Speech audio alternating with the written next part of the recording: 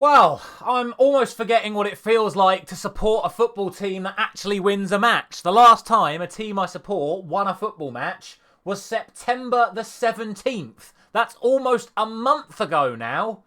And, I can't believe it. Honestly, I can't believe we've lost this game. Because not only for the fact that we've lost the match, but now if we don't win in Greece, and then improve the goal difference, we're not even going to get re-promoted. We're already in League B. Isn't that embarrassing enough? Let's start with the headlines. Before this match, Greece had never scored at Wembley.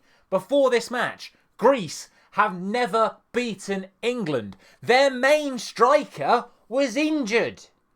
And we've conceded to their backup striker, albeit Pavlidis is a very good striker, scores a lot of goals for AZ Alkmaar and now Benfica. But I mean, I just think we've shown them no respect. I think we've shown them absolutely no respect. And don't get me wrong, my prediction for this match was only 2-1 to England.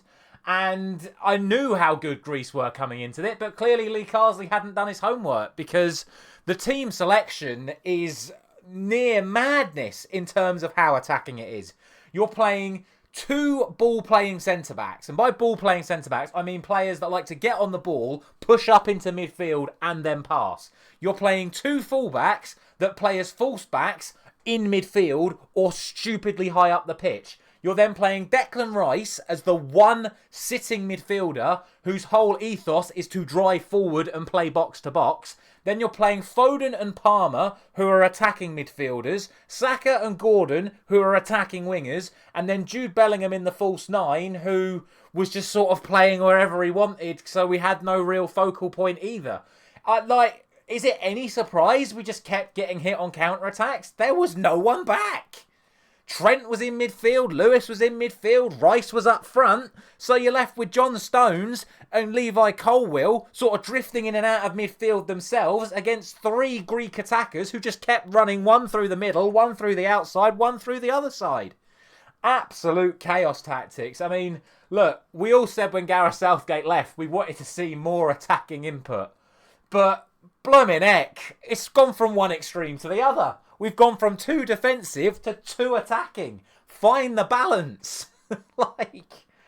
Oh man. I mean, there's a part of me that wants to go, it's the first England squad without a Manchester United player since 1976, and look what's happened. But we won't get into that. I think obviously Mainu would have played if he was available, and I think possibly Maguire might have even played if he was available. But, oh man, it just didn't work. And what's worse is when it didn't work, he didn't really change it. He persisted with the system. He obviously took Saka off for the injury and put Madueke on. In my head, it would have made more sense to move Bellingham back one, move Palmer out one, put Gordon in the middle and put Grealish up front, because Gordon's more suitable to playing in the actual forward position. Or, I don't know, doing all those things I just said, but just put Ollie Watkins on up front, just to make the team more balanced, have Bellingham be more physical in midfield, play Watkins up front. When that actually happened, it almost worked immediately, but unfortunately Watkins couldn't take it. Then, out of pure desperation, he puts Dominic Solanke on. Did he touch the ball? Honestly, did you know that Dominic Solanke was on the pitch after he came on? Because I don't remember him touching the ball. Honestly. Madness. Absolute madness. And look, we got the equaliser. Good equaliser from Bellingham. Long shot, flicked in by Vlachodimos. And then we just switched off again. And they piled it on, and they piled it on, and they scored again, and we lose 2-1. What's most worrying is that, we've lost this game 2-1. It could have been 5. It could have been 6. They had 3 goals ruled out for offside. Obviously, they were all offside, but they were all very, very narrow offsides. And then you've got the Pickford one, where he's just like, oh, I'm off. See you later. I'm going off into midfield. Because not only have we got all those other players that like to play in midfield from the fence, Pickford likes to play in midfield from in goal as well. And if it wasn't for one of the best goal line clearances from Levi Colwill, it would have been 1-0 down even earlier than we actually was. Oh, just madness. Absolute madness. There were players available to Lee Carsley tonight that could have just settled things down. And obviously Trent probably should have played in that game because of how well he played in the last game, moving into midfield. But this is what I talk about balance. If you've got Trent moving into midfield, you can't have Lewis moving into midfield as well.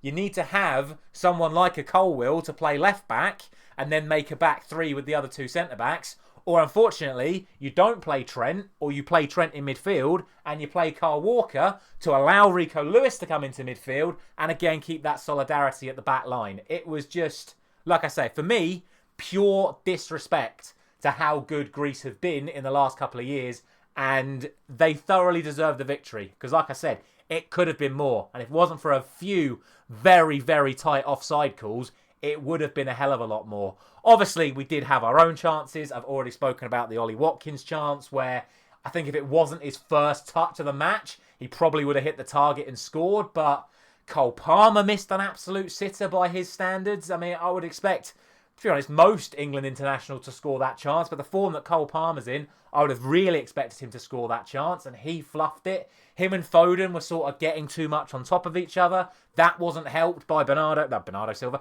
by Jude Bellingham dropping in. I was thinking more about how, I was getting to my next point about how Foden links up with Bernardo Silva, about how they have that relationship, that understanding. Yes, Foden and Palmer have played together in the under-21s and in the Manchester City Academy, but to me, they just look like complete strangers that just both wanted to do the same thing all the time.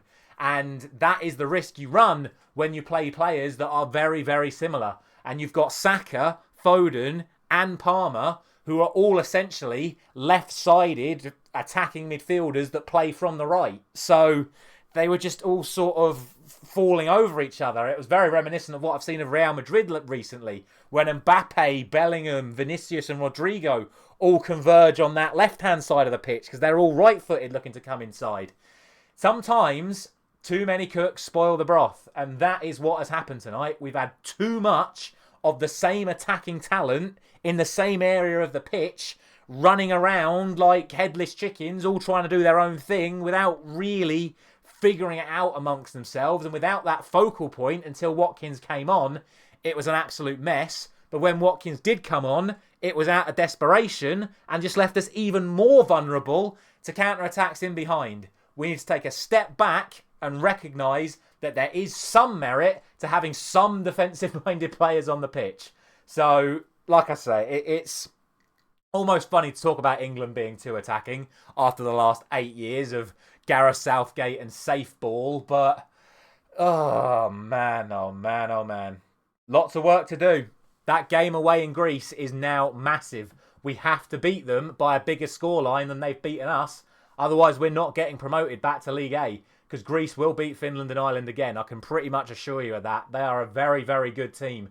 They know what they're doing. They've got a manager who's got them playing really good football. And they're going to be a threat. And you think how up for it their fans were tonight. Going to Greece with a full stadium full of them, it's going to be hostile. And we're seriously going to have to turn up. And next time, we're going to have to show them a hell of a lot more respect. Not really got anything else to say, to be honest. There were no moments of controversy from our end. Yes, we had that very, very late penalty shout, which for me just isn't a penalty. Like I said, you've more got to be looking at the chances that Greece didn't get. The narrow offsides. Pickford losing his head completely after cocking up and nearly giving away 2 goals after that cock up. Like, I would honestly be looking at 4 or 5 changes at least for the game against Finland in a couple of days' time, which isn't going to be easy because that's away as well. But Republic of Ireland have just won away there, so I would expect us to win away there. But yeah, lessons need to be learnt. They need to be learnt very quickly, and hopefully we see a much more robust England in the next game. And when I say robust, I again mean balanced. Have a couple more defensive-ish minded players. Maybe one more defensive centre-back, maybe a defensive full-back, and maybe a little bit different in the midfield, having someone in with Rice who would be a little bit more defensively supported. But we'll see. Let me know your thoughts down in the comment section below. Thank you very much for watching yet another England rant. And like I say, it's now nearly been a month since either Manchester United or England have won a game. So these reactions are just going to get even more frustrating until somebody gets a win. Thank you very much for watching. I'll see you very soon.